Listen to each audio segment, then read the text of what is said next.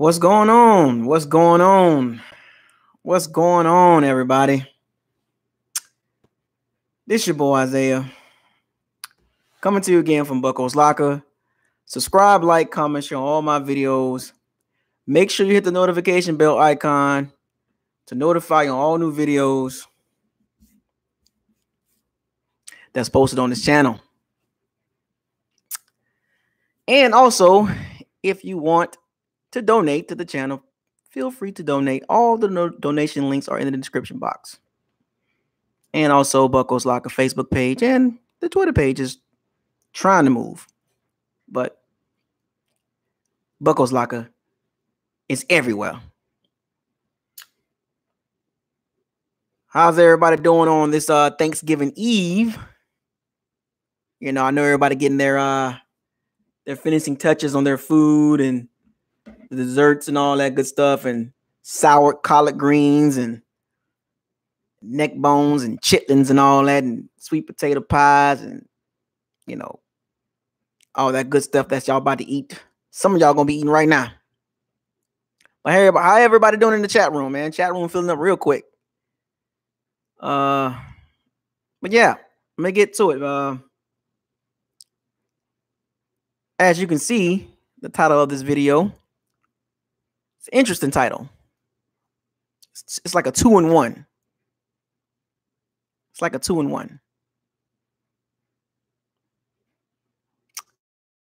What's up, everybody? Everybody good? We good? We good.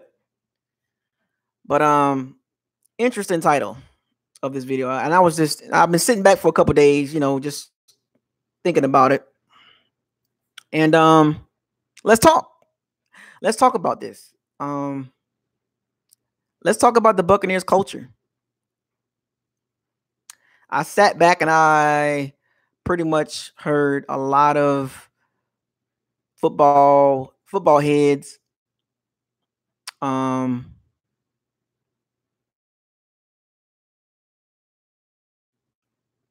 shows, podcasts. I've been listening to a lot of podcasts. And one particular one caught my attention. One done by Mike Lombardi, former GM of the Browns and part of the Patriots organization. And pretty much he echoed what a lot of people have been saying about the Bucs over the last 10 years or so, or 13 years. The culture's bad, folks. We have a losing culture. And he said some things that really caught my attention. I had to really sit back and think about it, right? And I was like, we can't be that bad, right? He basically echoed what everybody in the NFL knows about Dirk Cutter. He's very, very, very bad as a coach. He don't know what he's doing. He has no clue how to put a philosophy together or a scheme together. And everybody in the NFL looks at us as a laughing stock, unfortunately. The team is put together. We have talent, but it's poorly coached. Mike Lombardi brought up the yards against the Redskins. And then he also brought up the yards that the Rams had. The same amount of yards, but 54 points. We had 3. Up and down the field we go. Top 5 offense, top 10 scoring offense. We always playing from behind. Poorly coached. We don't pay attention to the details. I mean, listening to all these guys talk about the Bucs, talk about Jameis, talk about Ryan Fitzpatrick, talk about Dirk Cutter, talk about Jason Light.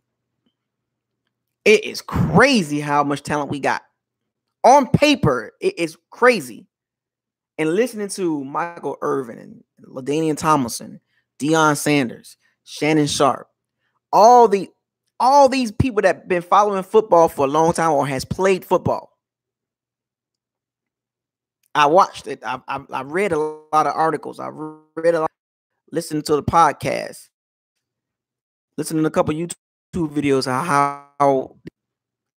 how badly this team is coached, how poor the culture is. It was like they don't even know if we practice. They say the Bucks play like they don't care.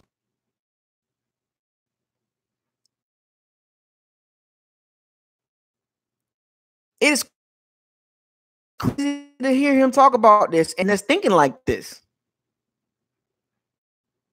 The Bucks need a culture reset. For years and years and years and years, we just got this losing mindset. The franchise is dysfunctional from the upper level management from the owners to the locker room to the fan base. Even the fan base is dysfunctional. The fan base can't even decide, do they want to see Ryan Fitzpatrick or Jameis Winston? A 35-year-old quarterback versus a 24-year-old quarterback.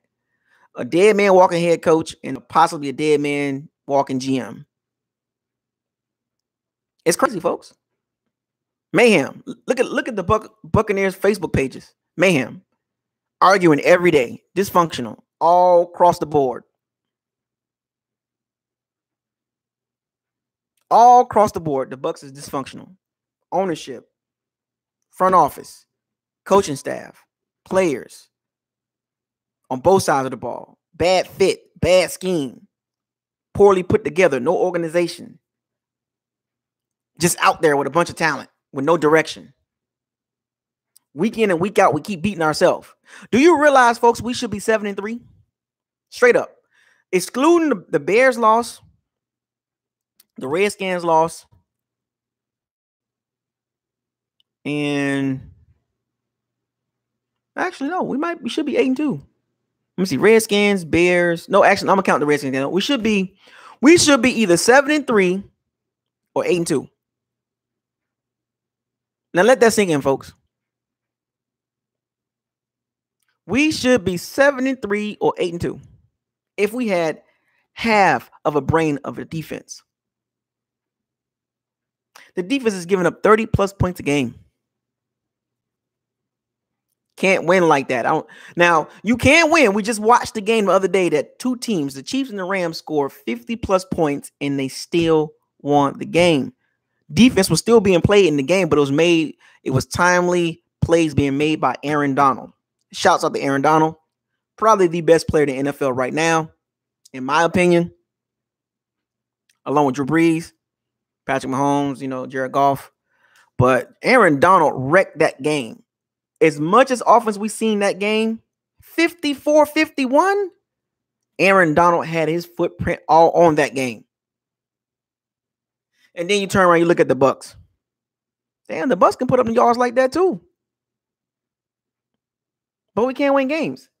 So wait a minute. We got a top 10 offense, top 10 passing offense, top 15 in third down conversions and first downs and all this stuff we in. Why are we not at least 6-5 or 7-3 or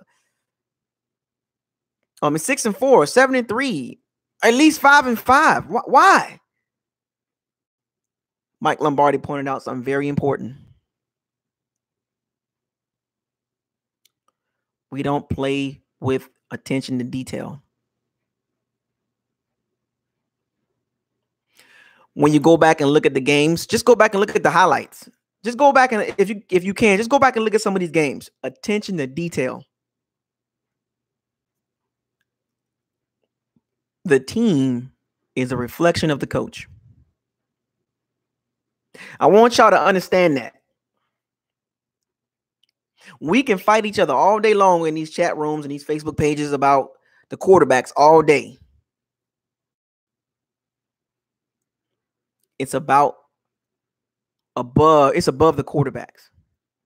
It don't even matter who the quarterback is. With that philosophy, it won't work. Both teams, the Rams, Rams, Saints, and Chiefs. You know what they got in common? They had culture changes. Let me say that one more time. Those three teams, the three top teams in the NFL right now, culture changes. The Rams were dead in the water with Jeff Fisher.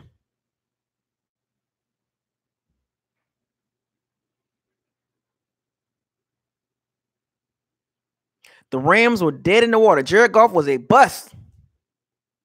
You get rid of the cancer on the team named Jeff Fisher, and all of a sudden, Sean McVay comes in, and I'm older than Sean McVay, and boom, the Rams look like a world beater. Look at the Saints. The Saints were dead in the water before Sean Payton got there. They had some, decent seasons, but when Sean Payton got there, boom, culture change, winning. And then the Saints had a couple of seasons of 7-9. But you know what got them out of them 7-9 seasons? Great drafts, great culture, strong head coach, great philosophy, good scheme. Defense was struggling. The Saints defense was trash. Sean Payton, Mickey Loomis hit on the whole draft class. Marshawn Lattimore, Ryan Ramczyk, the whole draft class hit. Look at the Chiefs. The Chiefs had some good years with Martin Schottenheimer, but they couldn't get over the hump. Insert Andy Reid. Different culture. Winning culture. And the one thing that those three guys got in common, Sean McVay, Andy Reid, Sean Payton, they come from winning backgrounds. Jason Garrett clap. They come from winning cultures. Sean McVay was on our staff, by the way, along with Mike Tomlin, Kyle Shanahan. See, when you hire somebody from a winning culture, they instill a winning attitude. We got a super chat. Joshua Weeks says, happy Thanksgiving, or thanks for your videos, Isaiah. Happy Thanksgiving. Happy Thanksgiving to you, Joshua Weeks. Shouts out to Joshua Weeks. Happy Thanksgiving to you. And also, we got 45 people in the chat room and 8 likes. Let's get the likes up, people. Let's get the likes up. Let's get the likes up. Can we just match? Can we match the chat room, please? I appreciate it, y'all. I really appreciate it. We can't have this many people in the chat room and y'all not liking the video or the live stream. Come on, work with me. Anyway, I'm going to remind y'all every couple minutes. So don't let me get on y'all. So back to what I was saying. Those coaches come from winning backgrounds, or they've been around a lot of winners.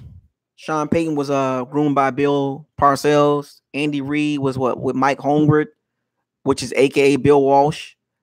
Sean McVay came up through the ranks, worked his way up. And here we are. Look at our coaches. This is what I'm talking about with culture.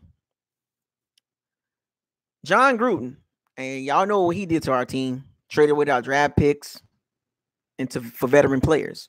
The same thing he doing to the Raiders. Breaking them down. He broke the Bucs down. Set us back a couple years.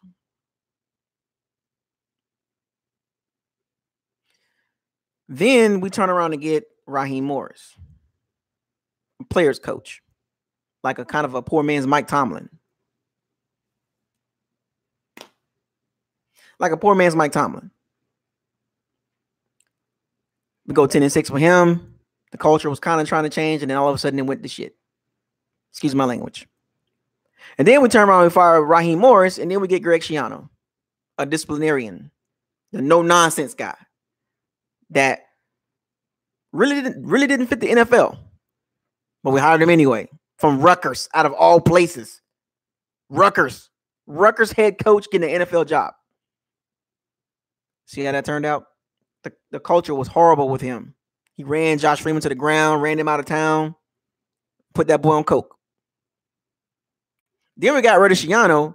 Then we hired Lovie Smith, a coach with a proven background with the Bucs back in the day, late 90s. He goes to the Bears. Bears was trash. He built the Bears up to a respectable team. Got them to the playoffs a couple times. NFC East champions got into the playoffs, and he gets fired his last season, 10-6. He went 10-6 with the Bears and still got fired because he went stale with the Bears. So, what's up, Ron Allen? Another super chat, Ron Allen. Appreciate the super chat, Ron. Ron Allen says, "You're preaching the truth, brother." Hey, man, that's all I can do on Buckles Locker, man. Preach. I gotta instill this in y'all heads. I'm breaking this down for y'all so y'all can see the culture. I'm getting to that point. I'm going to break it down at first, and then I'm going to make my point.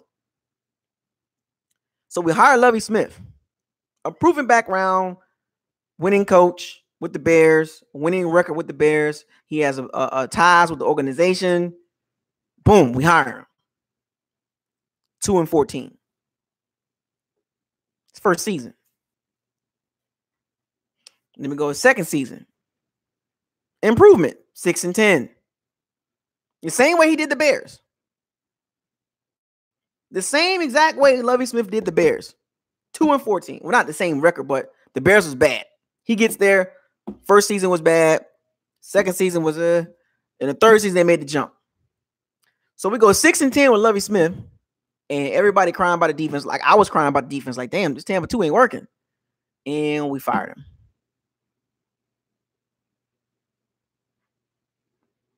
We fired Lovie Smith after a 4-game improvement. 2-14 to 6-10. So there was progress.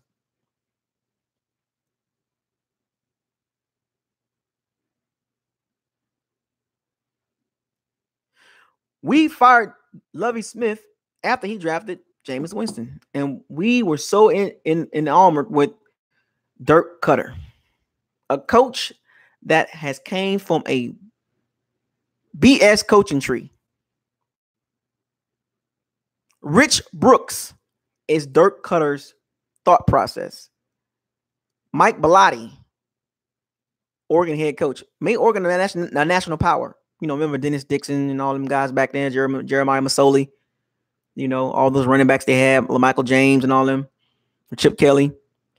Mike Bellotti had a coaching staff that consisted of Chris Peterson, Washington head coach. Well, he was Boise State in Washington. He had Chip Kelly on the staff. Dirk Cutter was on that staff. So the point I'm trying to make with y'all with Dirk Cutter is we go 9-7 in his first year. That was a Lovie Smith roster, by the way. Let's be real. It was a Lovie Smith made roster. So that should have been a Lovie Smith record, 9-7 in his third year. Second year, we basically wet the bed. We regressed pretty bad. 5-11, I believe. Then we went 5-11, right? 5-11, Dirk's second year. We got another super chat from Joe. Joe says, happy Thanksgiving.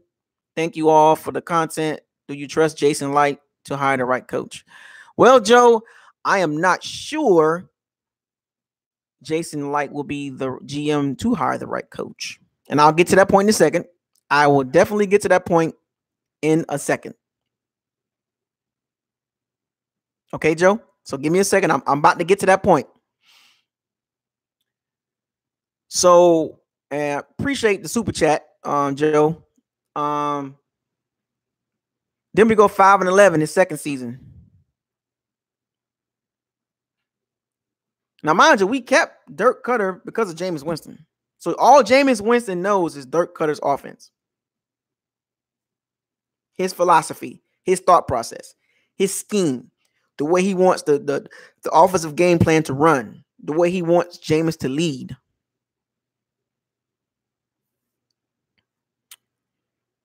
And then fast forward, we last year's draft class. Pretty good, you know, I mean, decent. But under Dirk's watch, this is his third year. Have we improved? No. We've gotten worse. Out of all the coaches we've had, this is like rock bottom. How you go from 9-7 to 5-11 to 3-7 after 10 games?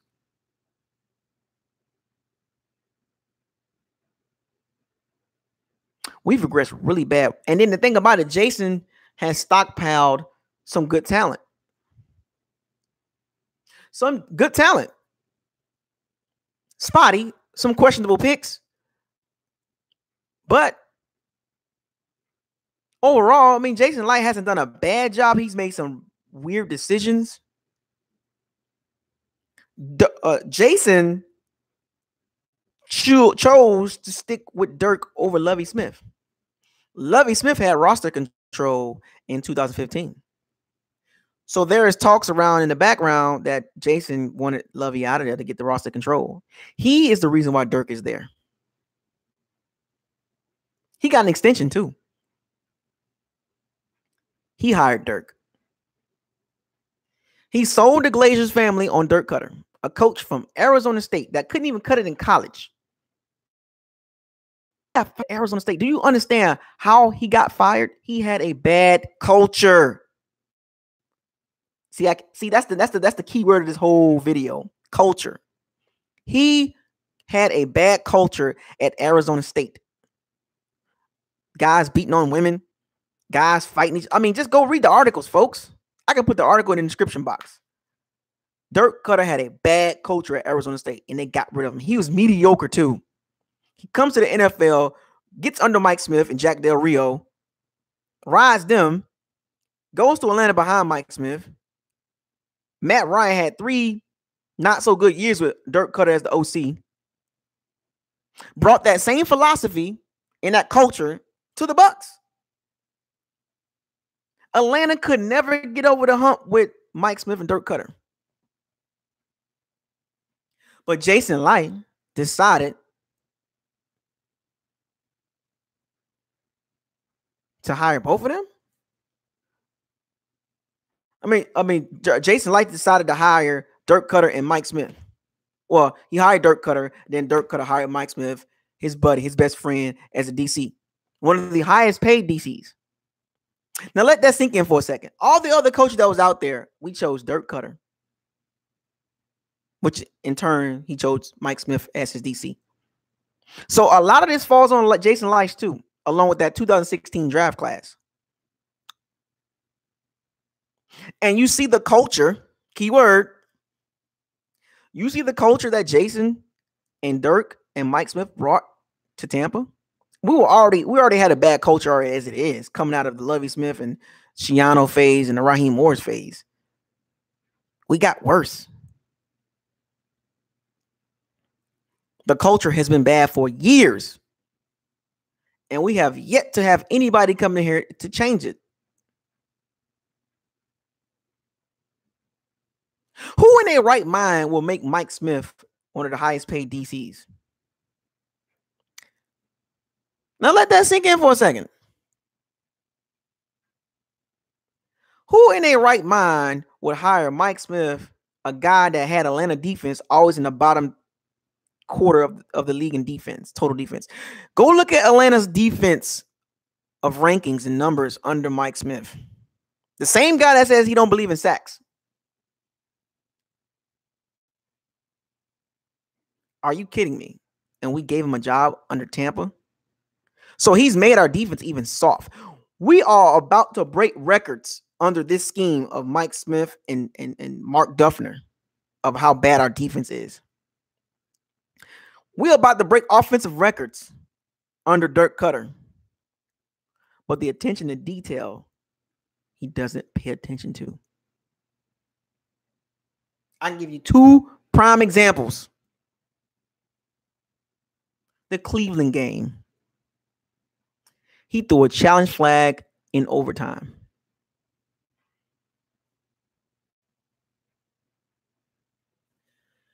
In overtime, you cannot challenge a play. It's challenged by the booth automatically. That's explained in the overtime rules. But he still threw a challenge flag. And it almost cost us some yards. And then he said, oh, it's my bus. Put that on me.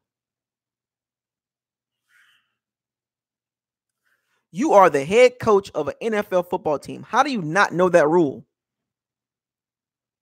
Are you kidding me? And I'm pretty sure a lot of y'all was like, what in the hell is he throwing the challenge flag for in overtime?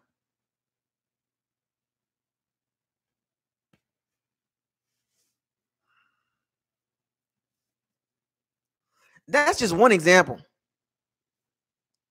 The other example, he called timeout with no timeouts. What? Like, seriously, dude? I forgot what game that was. Was it the Panthers game he did that on, or the Bengals game? Was it the Bengals game? When he called timeout, we had no timeouts. I forgot what game that was, but those are two things. Like, what are you doing? Like, attention to detail. This is the problem with the Bucs. We don't pay attention to details. Calling timeouts with no timeouts, throwing a challenge flag in overtime. I mean, this is the head coach. In game management, he is very poor at. He doesn't make great adjustments. And then he has problems with his offense. I want to call plays. I don't want Tom Monken to get all the credit. I'm going to call plays this game. And it showed in the Redskins game. He felt like he needed to call plays. We needed to keep the ball control against the Redskins. A Redskins offense that posed no threat. We got to keep the ball. What? Run the score up on the Redskins offense. They can't keep up with Alex Smith.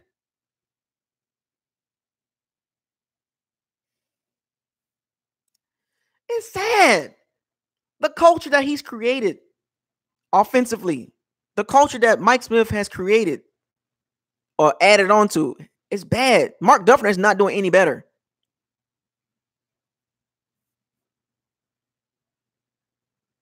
Let me ask y'all this question.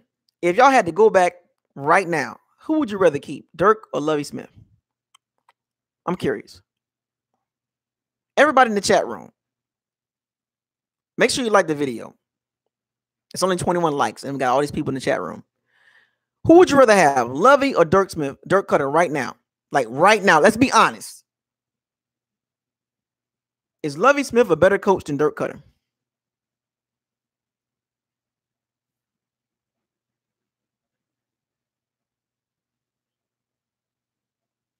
Lovie Smith defense wasn't this bad. It was bad, but it wasn't this bad. This defense is horrible. It's worse. We're about to break records.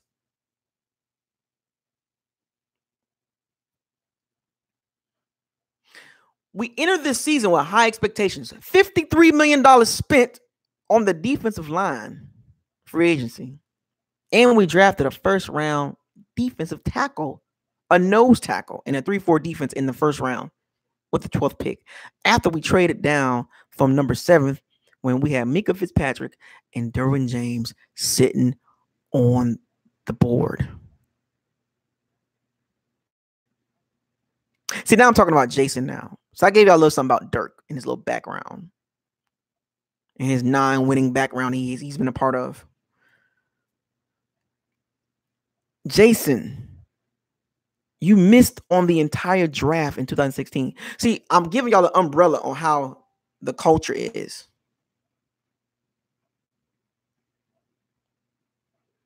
How many teams miss on the whole draft class? We obviously missed on the coach and the defensive coordinator. This is all under Jason's watch. Noah Spence, Vernon Hargraves, Ryan Smith, Alex Kappa, can't see the field. Villa, Devontae Bond, Caleb Benenot, Roberto Aguayo. Traded to get him. Some things you just don't do. And Donovan Smith in the second round, the top of the second round.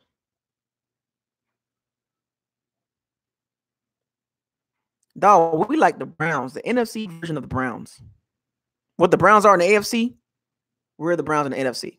We just can't get right.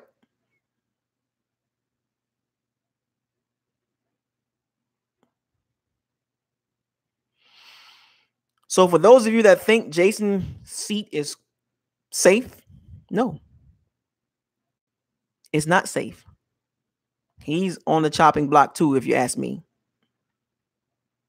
So circling the back around to the culture, the organization as a whole, I just gave y'all a brief history on how the Bucks have been since 2005.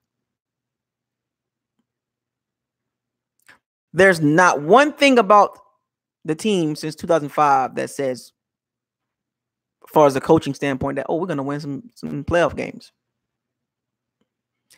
Dirk, and I told y'all this at the beginning of the season, Dirk is not a Super Bowl coach. When you look at Dirk Cutter and his style and his thought process, it doesn't scream playoffs and Super Bowl. It screams a bunch of mediocre seasons and bad seasons like this. The culture is so bad. The culture is so bad. For those of you that go to the games in the stadium, do you see all the empty seats? The fans are getting tired of coming to the game and seeing dumb stuff.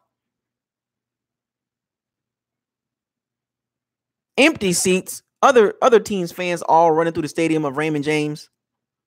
That's embarrassing. Embarrassing. We got other teams in Tampa, other teams' fans all up in the stadium trying to take over.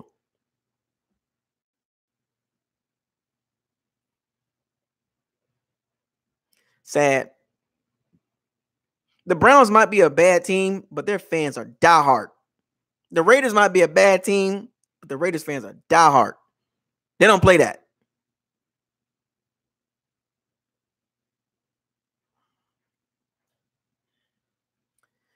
It's bad, man. The culture is bad. The organization is bad. It's basically the moral of this video, the team needs to be gutted.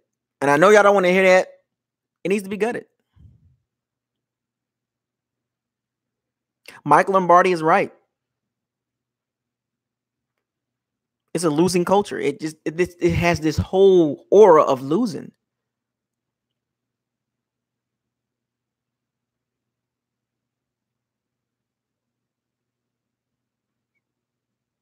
I know y'all don't want to hear this, man, but everybody in the NFL knows that.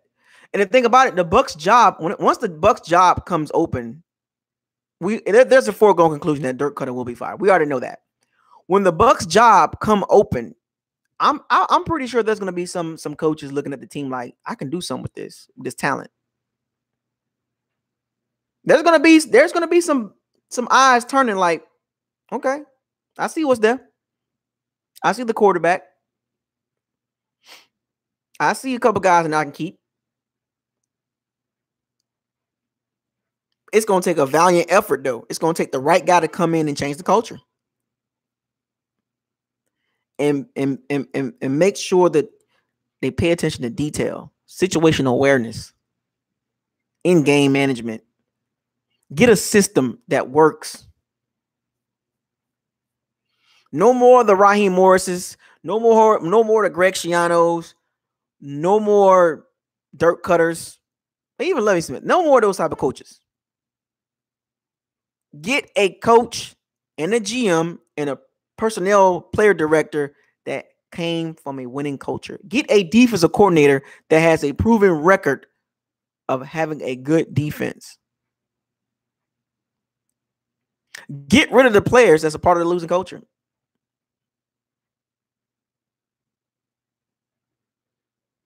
I hate to say it, folks, but it's going to be some guys. I'm telling you, whoever is the head coach. Now, mind you, I think this is going to be one of those situations with the Bucks.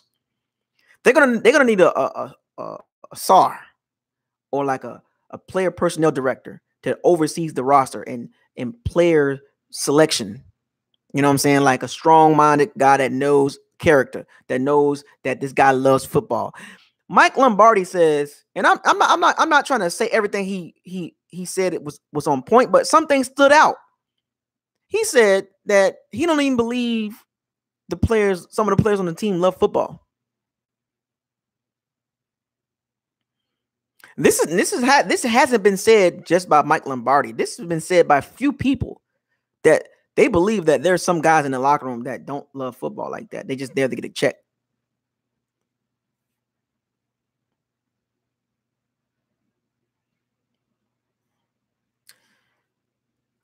In my hindsight, my opinion, I don't think Jason comes back. I don't think Dirk comes back. In my opinion, I think both of them get axed. Are they gonna get rid of Dirk really quick? Like Black Monday is not coming fast enough. But even after they fire Dirk, they're gonna take a long, hard look at Jason, and I think they're gonna get rid of him too, along with the whole coaching staff. So basically, once they fire Dirk, the whole staff is gone. Brinson, Buckner, all of them, they gone, all of them. Offensive line coach. Unfortunately, Todd Monken, he got to go. Like everybody got to go, and they're gonna take a long, hard look at Jason Light. If they keep Jason, they're gonna bring in somebody like a senior, like personnel director guy over him.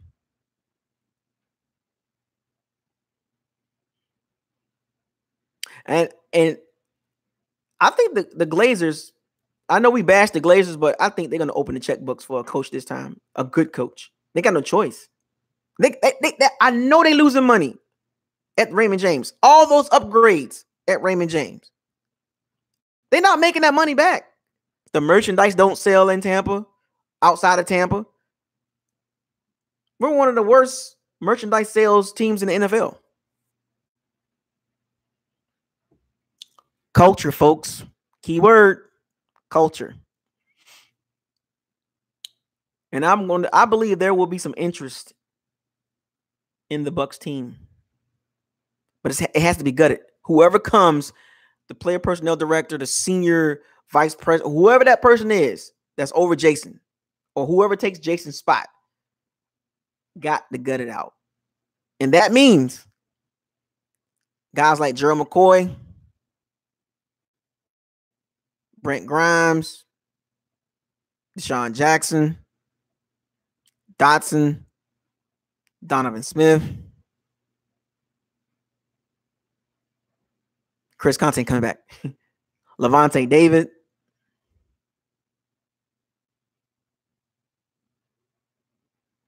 Vernon Hargraves, Caleb Benenot, Ryan Smith, Devontae Bond.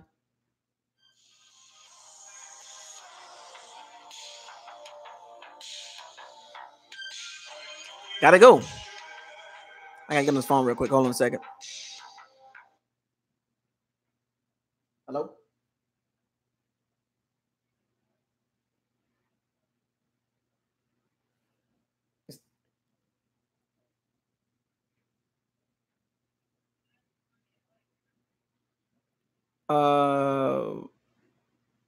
One second. Hold on 1 second. But anyway, as I was saying, it's got to be gutted, folks. Culture change. We need it. It's coming, folks. Stay tuned. But I got to end this video. Got to take this phone call. But I will finish this video up tomorrow for Thanksgiving. And this time we're going to talk about the future of Jameis Winston and what's next for him moving forward. But anyway, with that being said, this is your boy Isaiah, coming to you again from Bucko's Locker. Subscribe, like, comment, share all my videos. Make sure you hit the notification bell icon to notify you all new videos that's posted on this channel. Facebook, Twitter page, follow it. Appreciate all the donations, man. I love it. Appreciate the support. The channel's doing good. Y'all know what it is. Y'all know my slogan. I want y'all to fire those cannons and siege the day. I'm out.